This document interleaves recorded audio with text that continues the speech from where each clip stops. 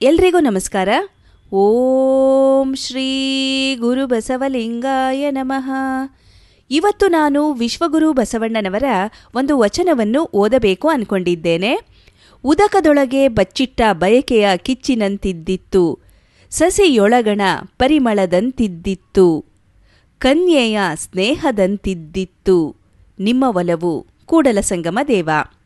ಇದರ ಭಾವಾರ್ಥ ಹೀಗಿದೆ: ಸಸಿಗಳಲ್ಲಿ ಅಡಗಿರುವ ರುಚಿಯಾದ ರಸದಂತೆ, ಮೊಗ್ಗುಗಳಲ್ಲಿ ಅಡಗಿರುವ ಸುವಾಸನೆಯಂತೆ, ಕನ್ಯೆಯ ಹೃದಯದಲ್ಲಿರುವ ಪವಿತ್ರವಾದ ಪ್ರೇಮದಂತೆ ಕೂಡಲಸಂಗಮದೇವ ನಿಮ್ಮ ನಿಜಸ್ಥಿತಿಯು ಭಕ್ತನ ಹೃದಯದ ಅಂತರಂಗದಲ್ಲಿ ಅಡಗಿಕೊಂಡಿರುವುದು ಎಂದು ವಿಶ್ವಗುರು ಬಸವಣ್ಣನವರು ಈ ವಚನದಲ್ಲಿ ವಿವರಿಸಿದ್ದಾರೆ. ಶರಣು ಶರಣಾರ್ಥಿಗಳು.